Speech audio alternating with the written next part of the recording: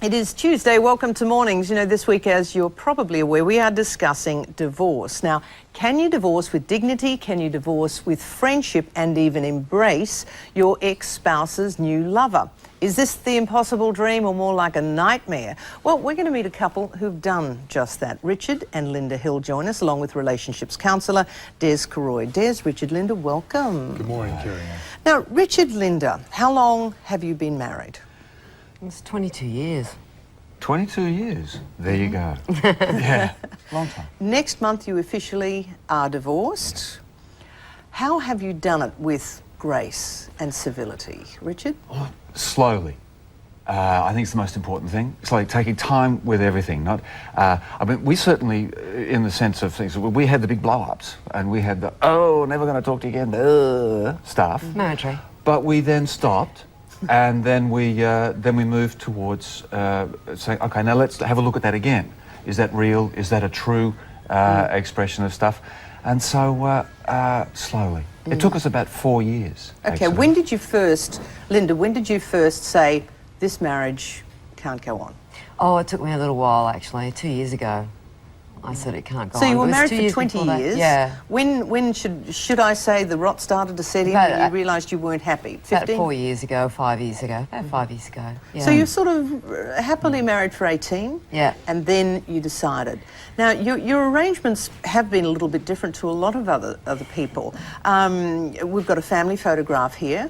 Why did you choose, and please explain, oh, this is when you were married. Now, Yeah. come on, you're looking at that couple 22 years ago.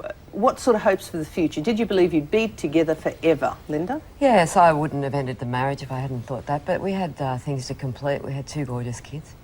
And we also had a work thing that we did together. We wrote a book together, and that was really important. And, you know, what happened with me, I decided that everybody had to be happy.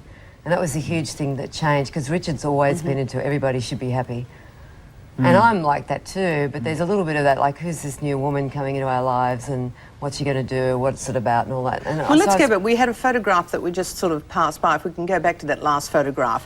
When you decided to split, and explain, you know, the parties. Obviously, there you are, Richard, with Linda. Linda and our gorgeous daughter, Jessica. Joel is missing. Joel is missing. Joel's probably behind there with a computer. And explain who Joel is. Joel's my son. So our son.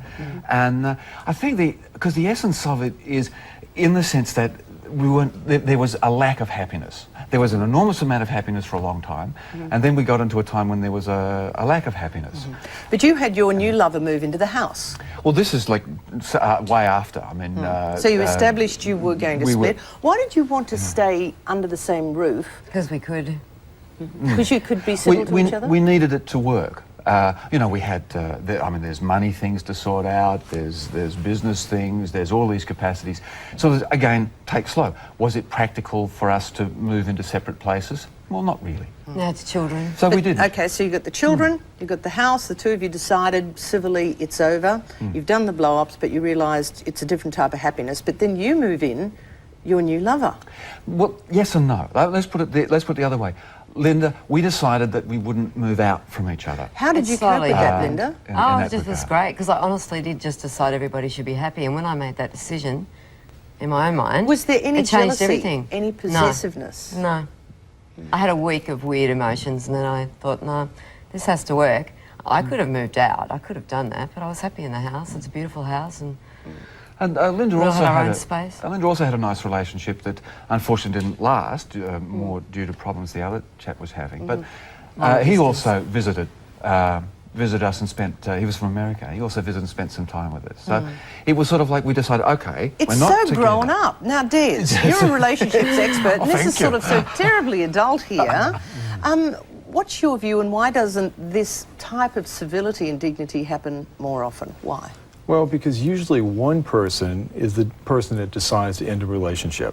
The other individual usually wants to keep it for some reason or other, and so they stay in their resentment, their blame, and the real core of it is their fear of being alone, fear of monetary responsibility, and so they're afraid to let it go. So is the key the very fact that the two of you decided pretty much at the same time you both wanted out of a marriage, not a relationship? Yeah, well, I mean, in the sense of Linda was the first one to really decide. But I didn't fight it. I thought, well, no, fair enough. And of course, once you don't have two people in a relationship, then you don't have a relationship. So it's always difficult for people to arrive at this. So how closing ceremonies, I looked at your book last night, and the closing ceremony, everybody gets married and, you know, you go to the wedding and everybody has a celebration. You have a closing ceremony, which is a celebration of the end of a marriage. Explain that process. Absolutely. Well, if you look at the context of a relationship, I think the big problem here is at the beginning of the relationship, when we say, till death do us part.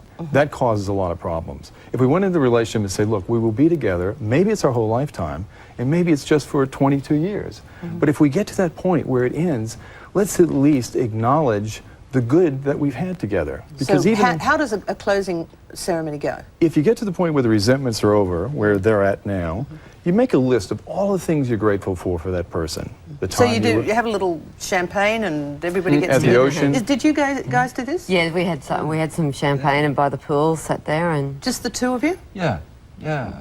And you wrote down a list of all the positive things. How long was the list? Oh, well, if you really, we did a sensible list. Actually, I could write pages. I mean, what happened was it was time to go on to other things. I mean, When did you do that closing wonderful. ceremony? last night. just last night. Oh, really? Yeah, yeah. Did you have tears? Well, little. Cute ones. like, this is okay. This is okay. So But at any just last passing night you did your closing ceremony, just the two of you around the pool with a glass, and you wrote a list of good things. What was at the top of your list of good things? The Linda? children, that he gave me the best children that I could What ever about have. between just the two of you? The support and the caring and always being there. Well, I've got to say, I'm very, very impressed with. Just quickly, as we go, we always run out of time. You've got a couple of tips here. Let's go through the tips Okay. that I think people should observe. First one, avoid self-judgment and blame. We're always going to look and I could have done this or I could have done this better, and quite often we beat ourselves up. Or blaming our partner. There's no reason to blame our partner. We've learned something from it, so stay out of the blame game. Second thing is prepare for lifestyle adjustments. Quite often, because income is halved and expenses are doubled, we're going to have some setbacks in our lifestyle. So if you prepare for that and prepare the children, that's really important too. Keep the children out of it. That's like important. Don't let your emotional pain and anger hurt your children for their lifetime, because it will. And compromise, of course, is always absolutely Mediate essential. compromise. Don't give $50,000 away to a lawyer just because you're having a little tiff. Save that money and let go of your fear of being alone. People stay in relationships primarily because, even if it's not a good relationship, because they're afraid of being alone. A lot of this is in your book, Communicate or Disintegrate. And Des, thank you very much Thank you for your having time. me. Like I say, very impressed with meeting you guys, and it's nice to know that adults can actually be adults under, slightly different circumstances. It's unusual. Richard, Linda, thank you. Thank Thank you. you.